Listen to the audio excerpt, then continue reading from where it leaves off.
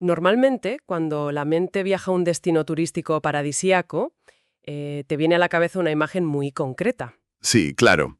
La típica foto de catálogo, ¿no? Exacto. Es como mirar un escaparate perfectamente diseñado. O sea, playas de arena blanca, retiros de meditación, arrozales de un verde imposible y templos silenciosos al atardecer. La clásica postal de Bali. Eso es. La clásica postal de Bali. Relajante, sencilla, sin complicaciones. Yo misma me he sorprendido a veces pensando en eso para desconectar. Y es una visión muy reconfortante, la verdad. Esa simplicidad empaquetada de lo que, digamos, debería ser el paraíso terrenal. Pero luego rompes esa postal. Claro, cuando rascas un poco la superficie. Das un paso más allá de ese escaparate turístico y la imagen relajante desaparece por completo. Y lo que emerge detrás es, literalmente, la sala de máquinas de un coloso. Un engranaje hipercomplejo. Y ruidoso, inmenso y plagado de contradicciones. Un país que, a día de hoy, está decidiendo el futuro del comercio global y de la transición energética de todo el planeta. Y precisamente de ese motor vamos a hablar en esta inmersión profunda. Así es. Llevamos días cruzando datos geopolíticos, informes económicos fresquísimos de este 2025, investigaciones históricas y hasta registros musicales. Una pila de documentos bastante variopinta, sí. Totalmente. Porque nuestra misión hoy es desconstruir el estereotipo de la República de Indonesia para quien nos escucha. Así que, vale, vamos a desgranar esto. Perfecto. Porque para entender el tablero de juego de la cuarta nación más poblada del mundo, primero hay que entender su geografía, que, sinceramente, desafía toda lógica. Es que no se puede analizar la economía o la política indonesia sin mirar un mapa primero. Y nuestro objetivo aquí es, como siempre, diseccionar esa realidad de forma imparcial. Por supuesto. Y la realidad física es el primer gran obstáculo. No hablamos de un bloque continental sólido. Hablamos de un archipiélago masivo. Masivo es quedarse corto. A ver, los datos demográficos y geográficos que revisamos arrojan unas cifras que marean. Sí, son de otra escala. Más de 17.500 islas esparcidas a ambos lados del Ecuador, son 54.716 kilómetros de costa. Madre mía. Y habitadas por 283 millones de personas según los datos de 2025. Para visualizarlo, es como un inmenso rompecabezas continental que alguien ha hecho saltar por los aires, ¿sabes? Sí, como si hubieran tirado las piezas. Y ha caído esparcido por el océano entre Asia y Oceanía. Y a esa fragmentación hay que sumarle una variable que hace que el rompecabezas sea, geológicamente hablando, una bomba de relojería. Ya, el tema de los volcanes. Exacto. Indonesia se asienta justo en los bordes de tres grandes placas tectónicas, la del Pacífico, la euroasiática y la indoaustraliana. Vamos, que es el corazón del anillo de fuego del Pacífico. Ni más ni menos. A ver, lo que me cuesta entender de eso es la logística diaria. O sea, las fuentes históricas hablan de al menos 150 volcanes activos. ¿Una barbaridad? Con nombres que son historia viva de las catástrofes globales, como el Krakatoa o el Tambora en el siglo XIX. Entonces, ¿cómo se gobierna un país donde el suelo literalmente explota y tu población está dispersa en miles de pedazos de tierra en medio del mar? Lo fascinante de esto es cómo esa geografía extrema dicta las reglas del juego en todos los sentidos. Por un lado, la ceniza volcánica hace que las tierras sean increíblemente fértiles. Ah, claro, eso explica muchas cosas. Exacto. Explica cómo pueden alimentar a casi 300 millones de personas. Pero por otro lado, requiere un equilibrio administrativo que roza el milagro. Ya me imagino. Fíjate en un detalle estadístico. El 56,1% de toda esa inmensa población se concentra en una sola isla, en Java. ¡Wow! La mitad del país en una isla. Así es. Gobernar un territorio con tanta disparidad y con el riesgo constante de desastres naturales obligó al país a cambiar de estrategia radicalmente. ¿Y qué hicieron? Pues desde 1999 iniciaron un proceso de descentralización masivo. Hoy operan con 38 provincias. 38. Tela. Cediendo una autonomía brutal a las regiones. Porque, a ver, si intentaran controlarlo todo, desde una oficina central en Yakarta, el país colapsaría bajo su propio peso. ¿Es lógico? Y, bueno, esa misma dispersión geográfica, esa infinidad de islas estratégicamente ubicadas, fue exactamente el imán que atrajo a medio mundo durante siglos. Las famosas Islas de las Especias. Eso es. porque esas islas no solo producían trufas, producían algo que en la Europa del siglo XVII valía tanto o más que el oro: las especias. Un mercado súper lucrativo en aquella época. Estaba leyendo un dossier interesantísimo de la editorial Despertaferro sobre esto, y hay un giro histórico que estoy seguro de que a mucha gente en España le va a volar la cabeza. A ver. Resulta que entre 1606 y 1663, España estuvo metida de lleno en una guerra en Indonesia. Es un capítulo que en la historia general suele pasar por alto, la verdad. Se le da casi siempre todo el protagonismo a los holandeses o los portugueses. Totalmente. Pero la monarquía hispánica mantuvo una red de fortificaciones muy activa en las Molucas, en enclaves míticos como Ternate y Tidore, Y todo por el clavo y la nuez moscada. que es fuertísimo pensarlo hoy, ¿no? Hoy rayamos nuez moscada sobre la bechamel sin pestañear, Sí, en cualquier supermercado la tienes. pero en aquella época era el equivalente al petróleo. Y para sostener esa presencia y pelear contra los holandeses, los españoles dependían de una operación logística alucinante. El famoso Socorro del Maluco. Exacto. Era una flota que partía anualmente desde Manila, en Filipinas, cargada de soldados, de armas y de los famosos reales de A8. La moneda de plata global de la época, vamos. Imagina la escena. Una sociedad de frontera en medio de la selva, donde convivían y luchaban mercenarios europeos, sultanes locales y comerciantes asiáticos. Un caos absoluto, pero muy rico culturalmente. Y ese roce constante, ese tráfico incesante de barcos, mercancías y ejércitos, es lo que convierte a Indonesia en un crisol cultural absolutamente impredecible. Ya te digo. La influencia extranjera no se limitó a la arquitectura militar o al comercio. O sea, se filtró en el idioma, en las costumbres y, de una manera muy bien documentada en nuestros registros, en la música. Pues la música es un hilo conductor perfecto aquí para entender al país, porque mucho antes de que llegaran los galeones europeos existía una base autóctona muy profunda. Sí, los instrumentos tradicionales. Un ejemplo es el anclang, un instrumento fascinante construido con tubos de bambú que se agitan. Ah, sí, los he visto. Tienen un sonido muy peculiar. En el antiguo reino de la Sonda no era solo música de entretenimiento, ¿eh? Era un ritual estricto para adorar a Dewi Sri, la diosa del arroz. La diosa de la fertilidad. Exacto. Se usaba para garantizar las cosechas y para preparar a los guerreros.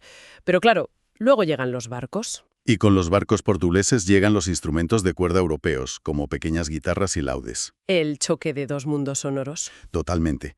Y esa fusión de la tradición local con la cuerda europea engendra un género nuevo, el cronkong. La historia del cronkong es de película, de verdad, porque arranca siendo la música urbana de las clases más bajas, casi marginada. Música de puerto, digamos. Eso es. Pero para los años 30 y 40 del siglo XX da un vuelco y se convierte en la banda sonora del nacionalismo indonesio. Es increíble cómo cambian de estatus estos géneros. Hay un caso documentado impresionante en nuestras fuentes.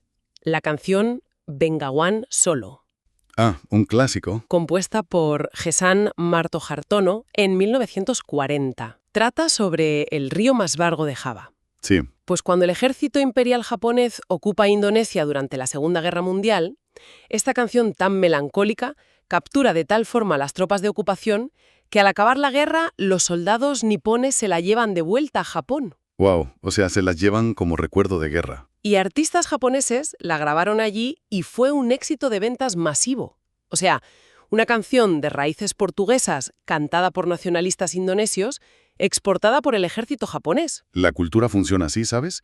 Encontrando grietas incluso en medio de ocupaciones militares. Totalmente. Actúa como un registro vivo de quién ha pasado por allí y qué ha dejado. Y aquí es donde se pone realmente interesante la cosa. Bueno, quiero decir, porque esa misma música nos muestra otra faceta. ¿Cómo reacciona Indonesia cuando intenta expulsar esa influencia extranjera? El periodo de la independencia. Exacto. En los años 60, el primer presidente de la Indonesia independiente, Sukarno, tomó una decisión muy radical. Sí, sé por dónde vas. Prohibió el rock and roll y casi cualquier música occidental, De golpe. argumentando que era una forma de imperialismo cultural que corrompía a la juventud. Una medida de censura muy propia del clima de la Guerra Fría, claro. En esa época, las identidades nacionales de los países recién descolonizados se protegían con mano de hierro. Ya, pero la censura suele tener efectos secundarios imprevistos. Y menuda tela con el efecto secundario aquí. Cuéntame. Resulta que un artista llamado Gugum Gumbira viendo que no podía tocar ritmos occidentales, decidió rebuscar en las raíces de la región de la Sonda. Volvió a lo tradicional. Sí, tomó instrumentos tradicionales y creó un género de danza completamente nuevo llamado Haipongan. Haipongan. Y la genialidad es cómo lo hizo. O sea, era una música con una rítmica complejísima y un baile súper sensual. Ajá. Pero como usaba instrumentos 100% autóctonos, el gobierno de Sukarno no podía prohibirlo sin parecer que estaba atacando su propia cultura. ¡Qué jugada maestra! Gumbira usó la censura para forzar una innovación cultural que le estalló en la cara al gobierno. Pues si conectamos esto con la perspectiva general, esa actitud de rebeldía, ese buscar una vía propia para no someterse a las reglas que dictan otros, ya sea Occidente o su propio gobierno, es exactamente la misma filosofía que rige la Indonesia actual. Una filosofía de no dejarse pisar. Exacto. Solo que ahora el campo de batalla no son los discos de vinilo, sino la economía mundial. La era de las especias ya pasó, pero la lógica de las potencias peleando por los recursos de esas miles de islas sigue intacta. Y tanto. La nueva especia se llama níquel, y es el mineral crítico indispensable para las baterías de la energía verde. Y aquí entramos en el presente más absoluto de nuestra investigación. Según los datos económicos actuales que tenemos de 2025 y proyecciones a 2026, el presidente Prabowo Subianto está desplegando un plan maestro de industrialización. Un plan muy ambicioso. Un órgago en toda regla. Hablamos de 18 megaproyectos valorados en 618 billones de rupias indonesias. Una cifra astronómica. Para contextualizar esa cifra en España, al cambio, son unos 36.000 millones de euros invertidos de golpe, con la promesa de crear 276.000 empleos. Casi nada. Pero la clave de este plan, por lo que veo en los informes, no es simplemente abrir más minas para extraer más mineral. No, ese es el salto cualitativo precisamente. Durante décadas, la dinámica del llamado sur global ha sido siempre la misma, actuar como la cantera del mundo rico. Claro, extraer y vender barato. Extraes la materia prima barata, la exportas, y luego te toca importar el producto tecnológico carísimo fabricado fuera. Pues bien, Indonesia dijo basta.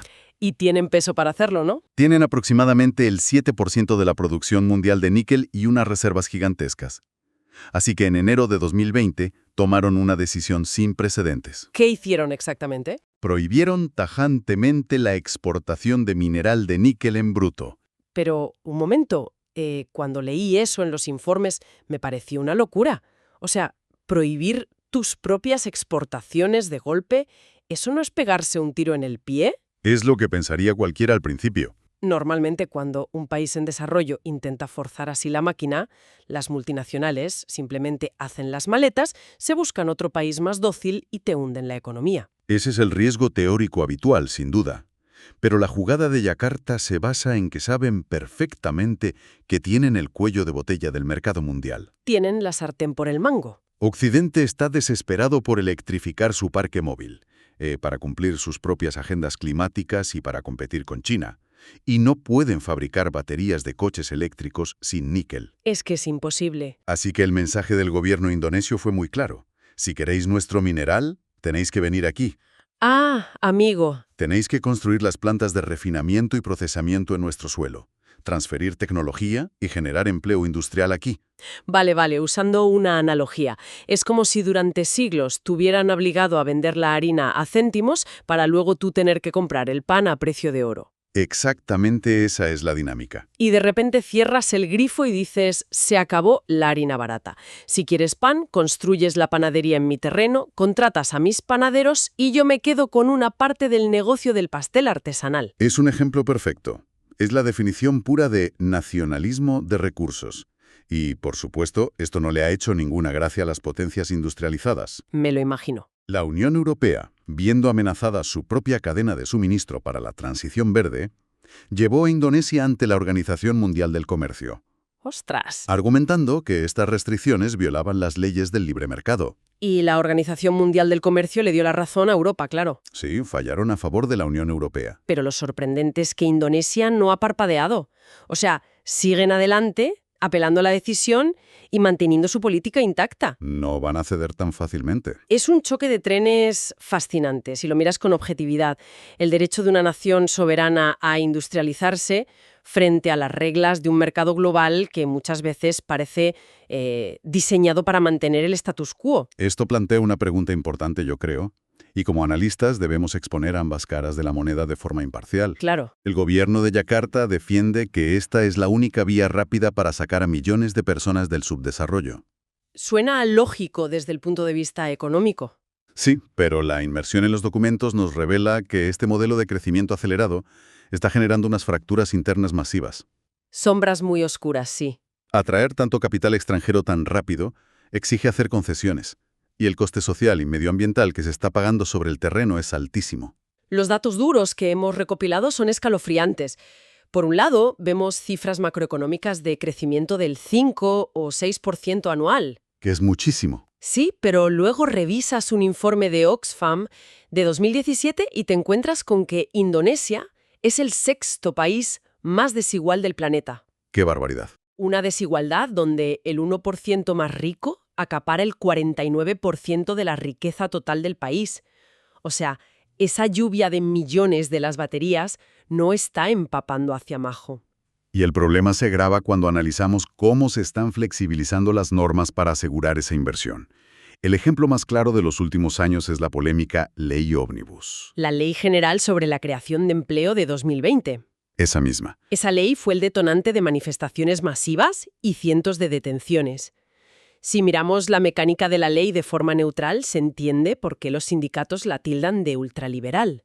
Sí, hubo mucha polémica. Para convencer a los inversores extranjeros de que abran sus, digamos, panaderías, el gobierno facilitó enormemente los despidos, redujo las indemnizaciones obligatorias y, sobre todo, relajó los controles medioambientales para la industria. Es como si el Estado hubiera decidido que los derechos laborales son un lujo que ahora mismo no se pueden permitir en aras del desarrollo. Exacto. Y las denuncias de Amnistía Internacional son durísimas a este respecto. Han documentado la presencia de niños menores de 10 años realizando trabajos físicos extremos. Niños de 10 años. Uf. Y expuestos a químicos en las plantaciones de multinacionales del aceite de palma, operando bajo unas cuotas de recolección que son inasumibles. Es una realidad muy cruda.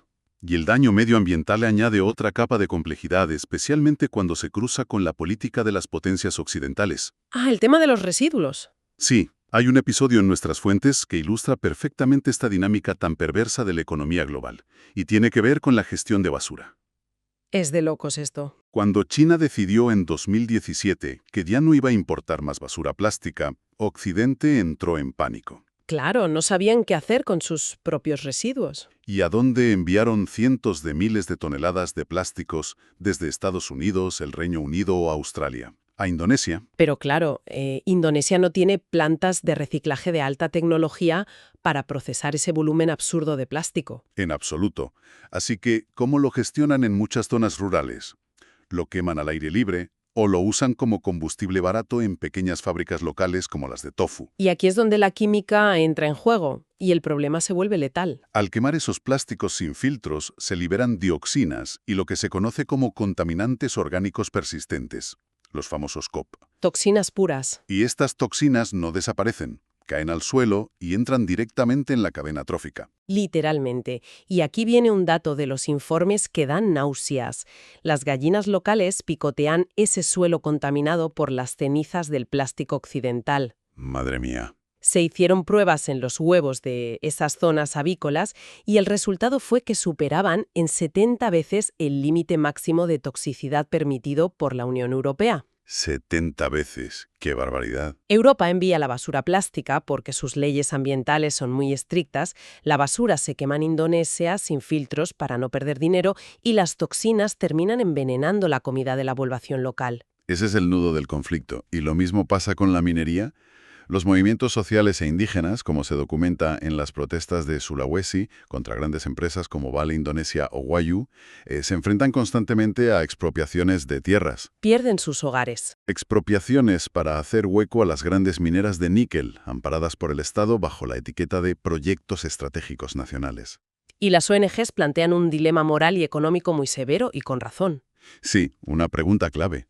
¿Tiene sentido devastar ecosistemas únicos y precarizar a toda una generación de trabajadores indonesios para producir los componentes de la energía limpia que usarán los ciudadanos del primer mundo? Es una paradoja brutal, verdaderamente brutal. Para que un conductor en Madrid o en Berlín sienta que está salvando el planeta comprando un coche eléctrico, una selva en Sulawesi tiene que ser talada y una comunidad desplazada. Hemos analizado la implacable lógica económica del gobierno para forzar su industrialización, que es innegable. Totalmente innegable. Y también hemos expuesto el grave sufrimiento sobre el terreno que denuncian los ecologistas y sindicatos.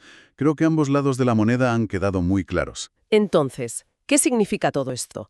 Si hacemos una recapitulación rápida de nuestro recorrido hoy, empezamos asomándonos a un puzzle de 17.500 islas. Forjado en fuego volcánico. Sí, y marcado por siglos de guerras europeas por algo tan simple como la nuez moscada. Y luego vimos cómo de ese roce constante nacieron innovaciones culturales impredecibles. Como el jaipongan. Exacto, usando instrumentos tradicionales de bambú para sortear la censura gubernamental. Y hemos visto cómo esa misma rebeldía, digamos, define la gran apuesta actual: retener sus minerales críticos para forzar al mundo a construir la industria del futuro en su territorio. Asumiendo a cambio unas fracturas sociales y ecológicas que son, como mínimo, alarmantes. Cuando pones todo esto en perspectiva, te das cuenta de que entender Indonesia para nuestra audiencia no es un mero ejercicio de geografía exótica. Para nada.